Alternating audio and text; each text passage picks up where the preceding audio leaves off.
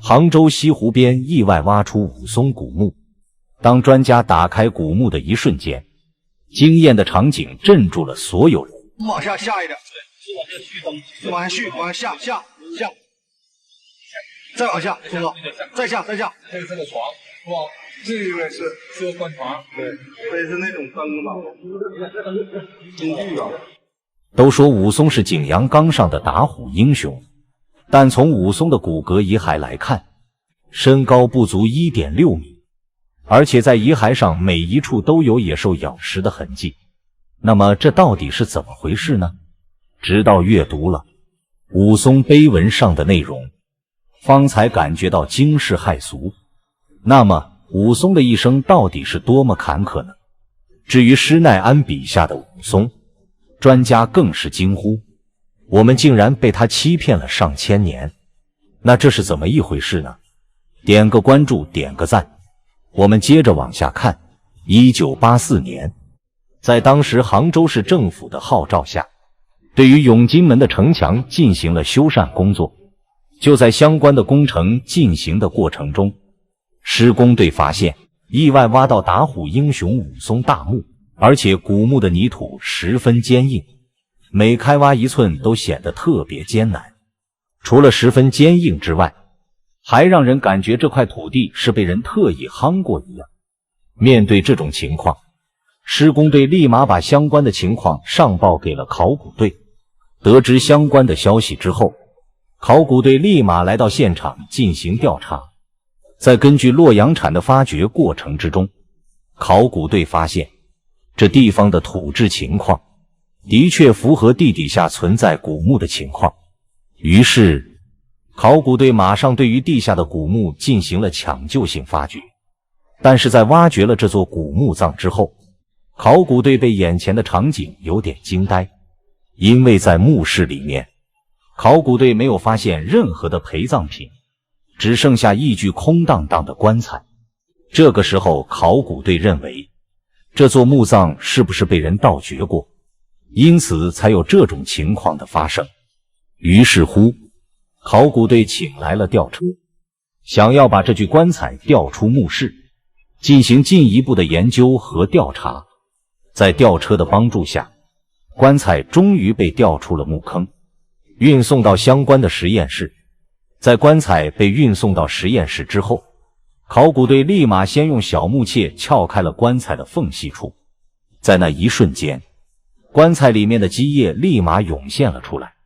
于是考古队不得不先把积液清理干净，然后进行下一步的程序。但是就在考古队清理完毕积液，放眼棺材内部的时候，棺材内部的情况让考古队感到有点匪夷所思。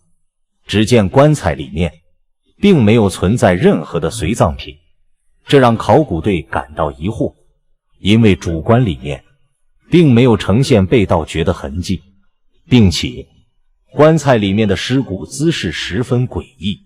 只见这具尸骨从直观来看就是一个驼背的小矮子，并且在棺材里面呈现四肢蜷曲的姿势，而且骨质上面遍布咬痕。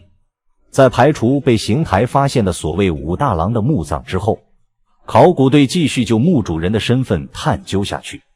在一番查看后，考古队在棺材里面找到了一行字：武松之旧。这一行字让考古队瞬间惊呆了。大家或多或少都听说过武松的事迹，比如单手擒方腊、醉打蒋门神等。而武松最为人津津乐道的事迹，就是在景阳冈下喝了18碗酒，上岗打死了那只吊睛老虎。于是在一般人的印象和固有观念里面，打虎英雄武松肯定是个身躯魁梧的壮士。那么眼前的尸骨实在让人感到反差过大，因此考古队紧接着在墓坑里面进行了一番仔细的挖掘。功夫不负有心人，在一番努力后，考古队终于挖到了一块墓碑，上面记载了武松的生平事迹。大家都知道，武松从景阳冈打虎出现在《水浒传》里面，最后再经过一系列转折，最终落草于梁山。在梁山上，武松跟着宋江接受朝廷的诏安，在最终征讨方腊的过程中获得大功，最后作化于杭州。但是碑文的记载却和小说里面的武松差距还是比较大的。碑文中记载，武松从小练武，在家乡经常行侠仗义。在长大后，武松靠着自己的本领，在永金门外面卖艺为生。于是武松的名气越来越大，被杭州当时的官员赏识，成为了一名负责治安的捕快。那么虽然捕快并没有品级，但是也是衙门中人。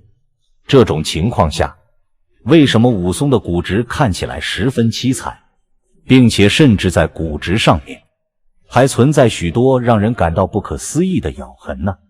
在成为了杭州地方官的左膀右臂之后，武松终于有了一个稳定的落脚点。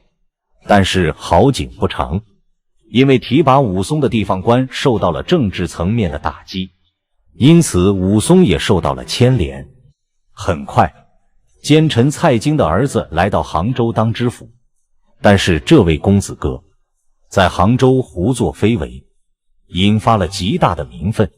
就在这种情况下，武松感到十分的打抱不平，因此武松决定刺杀蔡京的儿子，来为杭州的市民以及提拔自己的那位杭州官员出口气。于是在这种情况下，蔡京的儿子被武松刺杀。眼见自己的儿子被武松刺杀，蔡京可是震怒到了极点，所以武松受到了严刑拷打，最终死在杭州的监狱里面。在死后，武松的尸首被丢在了城外的乱葬岗上，因此武松的骨殖上面存在许多的咬痕，是被乱葬岗上面的野兽给啃咬的结果。